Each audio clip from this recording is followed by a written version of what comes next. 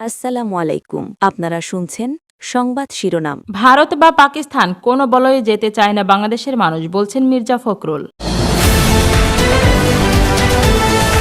জানিয়ে দেব, এখনও কারাগারে ব্যারিস্টার সুমন, অস্ট্রেলিয়ার পার্লামেন্টে উদ্বেগ। নারায়ণগঞ্জে আইভীর বাড়ির সামনে পুলিশের নজরদারি, সিসি ক্যামেরা স্থাপন। এবার থাকছে, জেল থেকে বাড়িতে ফিরেই ধর্মীয় অনুষ্ঠানের আয়োজন করলেন আইভী। সর্বশেষ জানিয়ে দেব, আওয়ামী লীগকে রাজনৈতিকভাবে প্রতিহত করুন, বলছেন নাসিরউদ্দিন পাটোয়ারি। এতক্ষণ শুনছিলেন সংবাদ শিরোনাম, এবার বিস্তারিত। ভারত বা পাকিস্তান কোনো বলয়ে যেতে চায় না বাংলাদেশের মানুষ, বলছেন মির্জা ফখরুল ইসলাম আলমগীর। ভারত বা পাকিস্তান কোনো বলয়ের অংশ না হয়ে বাংলাদেশের নিজস্ব ও স্বাধীন বলয়ে থাকতে চান বলে মন্তব্য করেছেন বিএনপির মহাসচিব এবং স্থানীয় সরকার, পল্লী উন্নয়ন ও সমবায় মন্ত্রী মির্জা ফখরুল ইসলাম আলমগীর বৃহস্পতিবার ৪ জুন পিআইবি অডিটোরিয়ামে আয়োজিত শহীদ রাষ্ট্রপতি জিয়াউর রহমানের ৪৫তম শাহাদত বার্ষিকী উপলক্ষে আলোচনা সভায় একথা বলেন তিনি। মির্জা ফখরুল বলেন, শহীদ জিয়াউর রহমানের মূল ঘোষণা ছিল দেশকে এগিয়ে নিয়ে যাওয়া, সবাইকে নিয়ে সামনের দিকে এগিয়ে যাওয়া। আমার কাছে মনে হয় তার রাজনীতির সবচেয়ে বড় বৈশিষ্ট্য এটাই ছিল। বাংলাদেশকে কারো চোখে শত্রু বানাতে চাননি, কাউকে মিত্রে পরিণত করতে চাননি। এটা করতে গিয়ে তিনি অনেক ক্ষেত্রে সফল হয়েছেন। বাংলাদেশকে সবার চোখে একটি ভালো দেশ হিসেবে এগিয়ে নিতে পেরেছেন। মূল কথা হলো, মানুষ বাংলাদেশকে কিভাবে দেখতে চাই, সমস্ত প্রভাবের বাইরে, সমস্ত আধিপত্যের বাইরে দেশকে দেখতে চাই। এ সময় তিনি ক্রিকেট খেলার উদাহরণ দিয়ে বলেন, আপনারা বাংলাদেশ পাকিস্তান খেলার সময় দেখবেন ক্রিকেটে বাংলাদেশের মানুষ বাংলাদেশের পক্ষেই চিৎকার করে, আবার ভারতের সাথে খেলা হলে বাংলাদেশের মানুষ দেশের হয়েই চিৎকার করে। কারণ এই দুই দেশের খেলার মধ্যে আমরা দেশকে ভালোবেসে দেশের পক্ষে দাঁড়াতে চাই, আমরা আমাদের মতো করে দাঁড়াতে চাই। বিএনপির মহাসচিব আরও বলেন, শহীদ প্রেসিডেন্ট জিয়াউর রহমান অল্প সময়ের মধ্যে আমাদের যে পথ দেখিয়েছিলেন তা আমাদের আসল পথ। আমি দেখেছি শহীদ জিয়াউর রহমানের জানাজায় লক্ষ লক্ষ মানুষ সমবেত হয়েছিল। সেখানে নামাজ পড়ানো শেষে ইমাম সাহেব যখন মোনাজাত করছিলেন তখন তিনি বলেছিলেন, আল্লাহ তুমি বাংলাদেশকে হেফাজত করো। সে সময় মানুষ আমিন বলে ঢুকরে ঢুকরে কেঁদে উঠেছিল, যা পুরো জানাজার পরিবেশ পাল্টে দিয়েছিল। মহাসচিব আরও বলেন, এবার আমাদের নির্বাচনে বিভিন্ন মিডিয়ায় একটি হাইপ তোলা হয়েছে যে জামাতে ইসলামী ক্ষমতায় চলে যাচ্ছে, তারা সবচেয়ে বেশি ভোট পেয়ে জয়লাভ করছে। আমাকেও পরাজিত করে দেওয়া হয়েছিল, অথচ মানুষ কিন্তু ভুল করেনি। সবাই তাদের ভোটে বিএনপিকে নির্বাচিত করেছে। কিন্তু কেন? কারণ বিএনপি একটি প্রধান গণতান্ত্রিক রাজনৈতিক দলের প্রতিনিধিত্ব করে। বিএনপি একটি উদার গণতন্ত্রে বিশ্বাস করে। আমরা এই উদার গণতন্ত্র প্রতিষ্ঠা করতে চাই। আমরা কোনো বিভাজন সৃষ্টি করতে চাই না।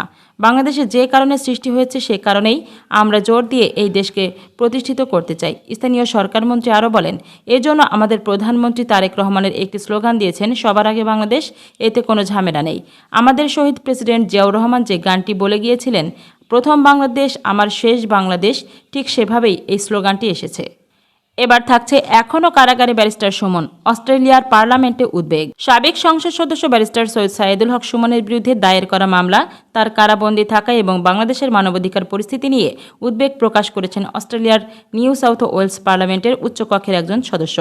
বৃহস্পতিবার ৪ জুন সুপ্রিম কোর্ট অ্যানেক্স ভবনের সামনে আয়োজিত এক সংবাদ সম্মেলনে আইনজীবীরা জানান, পার্লামেন্ট সদস্য স্টিভেন লরেন্স এ বিষয়ে উচ্চকক্ষে বক্তব্য দিয়েছেন।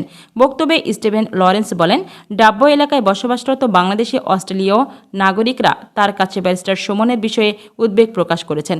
তাদের ভাষ্য অনুযায়ী সুমন দুর্নীতি ও অবিচারের বিরুদ্ধে সোচ্চার একজন জনপ্রিয় ব্যক্তি। তিনি দাবি করেন, রাজনৈতিক কর্মকাণ্ডের কারণে সুমনকে গ্রেপ্তার করা হয়েছে এবং তিনি বর্তমানে একাধিক রাজনৈতিক উদ্দেশ্য প্রণোদিত মামলার মুখোমুখি। তার জামিন আবেদনগুলোও নাকচ হয়েছে এবং তিনি দীর্ঘদিন ধরে কারাগারে রয়েছেন। লরেন্স আরও বলেন, বাংলাদেশের রাজনৈতিক উদ্দেশ্য প্রণোদিত গ্রেপ্তার, হেফাজতে নির্যাতন এবং যথাযথ চিকিৎসার অভাবে বন্দীদের মৃত্যুর অভিযোগ নিয়ে আন্তর্জাতিক মহলে উদ্বেগ বাড়ছে। সংবাদ সম্মেলনে সুমনের আইনজীবী অ্যাডভোকেট লিটন আহমেদ বলেন, ২০২৪ সালের ৫ আগস্টের পর দায়ের হওয়া বিভিন্ন মামলার বিষয়টি নিয়ে প্রবাসী বাংলাদেশিরাও উদ্বিগ্ন। তাদের উদ্যোগে বিষয়টি অস্ট্রেলিয়ার স্থানীয় পার্লামেন্টে উত্থাপিত হয়েছে। তিনি জানান, ২০২৪ সালের 5 জুলাই হবিগঞ্জের চুরুনাঘাটের একটি ঘটনাকে কেন্দ্র করে সুমনের বিরুদ্ধে মামলা হয়। জেলা জজ আদালতে জামিন আবেদন নামঞ্জুর হওয়ার পর হাইকোর্টে আবেদন করা হলে আদালত রুল জারি করেন। বিষয়টি বর্তমানে শুনানির অপেক্ষায় রয়েছে। সুমনের আরেক আইনজীবী মোহাম্মদ খুররাম শাহ মুরাদ বলেন, দিনের পর দিন বিনা বিচারে রাজনীতিবিদদের কারাগারে আটকে রাখা দেশের জন্য শুভকর নয়। ব্যারিস্টার সুমনের বিরুদ্ধে কোনো দুর্নীতির অভিযোগ প্রমাণিত হয়নি। আমরা মনে করি তার বন্দিদশা বেআইনি। তবে ব্যারিস্টার সুমনের বিরুদ্ধে থাকা মামলাগুলোর বিষয়ে সরকারের বা সংশ্লিষ্ট আইনশৃঙ্খলা বাহিনীর কোনো বক্তব্য সংবাদ সম্মেলনে উপস্থাপন করা হয়নি। জানাবো নারায়ণগঞ্জে আইভীর বাড়ির সামনে পুলিশের নজরদারি, সিসি ক্যামেরা স্থাপন। কারামুক্ত হয়ে নারায়ণগঞ্জের দেওভোগে নিজ বাসভবনে ফেরার পর সাবেক মেয়র ডক্টর সেলিনা হায়াতা আইভীর বাড়ির সামনে পুলিশের নজরদারি নিয়ে আলোচনা শুরু হয়েছে। বাড়ি ফেরার ঠিক আগ মুহূর্তে তার বাসার গেট সংলগ্ন ল্যাম্পপোস্টে একটি আধুনিক সিসি ক্যামেরা স্থাপন করেছে জেলা পুলিশ। বুধবার 3 জুন দিবাগত রাত 12:30টায় নিজ বাসভবনে পৌঁছান আইভী। এরপর আত্মীয়স্বজন, শুভানুধ্যায়ী ও অনুসারীদের আনাগোনা বাড়তে থাকে। এর মধ্যেই বাড়ির সামনের সিসি ক্যামেরা স্থানীয়দের নজরে আসে। বৃহস্পতিবার 4 জুন বিষয়টি নিয়ে কথা বলেন জেলা পুলিশের অতিরিক্ত পুলিশ সুপার তারেকা আল মেহেদি। তিনি জানান, শুধু সাবেক মেয়রের বাড়িতে কেন্দ্র করে নয়, কিশোর গ্যাংয়ের তৎপরতা নিয়ন্ত্রণ এবং আইনশৃঙ্খলা পরিস্থিতি পর্যবেক্ষণের অংশ হিসেবে নারায়ণগঞ্জের বিভিন্ন স্থানে সিসি ক্যামেরা স্থাপন করা হচ্ছে। তিনি বলেন, এলাকাটিতে মোট 4টি সিসি ক্যামেরা বসানো হয়েছে। এর একটি আইভীর বাসার সামনে ল্যাম্পপোস্টে স্থাপন করা হয়েছে। জেল থেকে বাড়িতে ফিরেই ধর্মীয় অনুষ্ঠান আয়োজন করলেন আইভী। কারামুক্তির মাত্র কয়েক ঘন্টার মধ্যেই নিজ বাসভবনে ধর্মীয় অনুষ্ঠানের আয়োজন করেছে নারায়ণগঞ্জের সিটি কর্পোরেশনের সাবেক মেয়র ডক্টর সেলিনা হায়াত আইভী। বুধবার 3 জুন দিবাগত রাতে 12:30টায় নারায়ণগঞ্জের শহরের দেওভোগ এলাকায় নিজ বাড়িতে পৌঁছান তিনি। দীর্ঘ বন্দি জীবনের পর বাড়িতে ফেরাকে কেন্দ্র করে যখন আত্মীয়স্বজন ও শুভানুধ্যায়ীর ভিড় বাড়ছিল, তখনই তার বাসার ভেতরের অবস্থিত পারিবারিক খানকায় গাদিরে খুম স্মরণে বিশেষ ধর্মীয় অনুষ্ঠানের আয়োজন করা হয়। বৃহস্পতিবার 4 জুনে অনুষ্ঠিত ওই অনুষ্ঠানে পন্থী অনুসারীরা অংশ নেন। ইসলামের ইতিহাসে গুরুত্বপূর্ণ হিসেবে বিবেচিত গাদিরে খুমের ঘটনা স্মরণে বিশেষ দোয়া ও ধর্মীয় আলোচনা অনুষ্ঠিত হয়। সাংবাদিকদের সঙ্গে আলাপকালে আইভী জানান, কারাগারে থাকাকালে তিনি নিয়মিত দোয়া করতেন যেন গাদিরে খুম দিবসের আগেই মুক্ত হয়ে বাড়ি ফিরতে পারেন। তার ভাষ্য, সেই দোয়া কবুল হয়েছে বলেই তিনি এই বিশেষ দিনে পরিবারের সদস্য ও অনুসারীদের সঙ্গে থাকতে পেরেছেন। তিনি বলেন, কারাগারে থাকার সময় অনেক ধর্মীয় আমল করার সুযোগ হয়েছে, যেগুলো ব্যস্ত জীবনে আগে নিয়মিত করা সম্ভব হয়নি। বন্দী জীবনের অভিজ্ঞতা তাকে আধ্যাত্মিকভাবে আরও মনোযোগী করেছে বলেও উল্লেখ করেন তিনি। এদিকে কারামুক্তির পর থেকেই তার বাসায় শুভানুধ্যায়ী আনাগোনা অব্যাহত রয়েছে। বিভিন্ন শ্রেণী পেশার মানুষ তার সঙ্গে দেখা করতে আসছেন।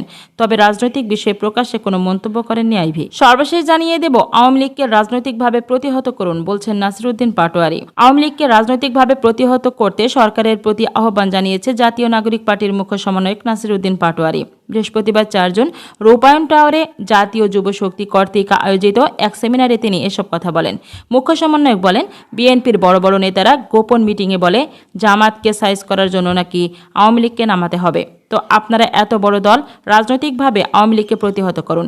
তিনি আরও বলেন, ইসি যে ইলেকশন ইঞ্জিনিয়ারিং করেছে, তারা যদি আবারও কোনো ইঞ্জিনিয়ারিং করতে চায়, তার জবাব আমরা রাজপথে দেব। নাসিরউদ্দিন পাটোয়ারী বলেন, সরকার তরুণদের পেছনে বাজেটে দিতে চায় না। সরকার চায় তরুণরা গাড়ির পেছনে ঘুরুক। যদি দক্ষ জনশক্তি তৈরি হয়ে যায়, তাহলে মিছিলে যাওয়ার লোক তো পাবে না। এই সরকার যদি তরুণদের চাকরির ব্যবস্থা করতে না পারে, তাহলে তারা সমাজের জন্য বোঝা হয়ে যাবে। তিনি বলেন, আওয়ামী লীগ যে কারণে বর্জিত হয়েছিল সেটা বিএনপির ক্ষেত্রেও হতে পারে, কারণ আওয়ামী লীগ যে সিস্টেমে চলছিল সেটা তরুণরা গ্রহণ করেনি। সুতরাং এই প্রজন্মকে সঠিকভাবে ব্যবহার করতে হবে এবং দেশের সার্বভৌমত্ব রক্ষার জন্য তাদের ব্যবহার করতে হবে।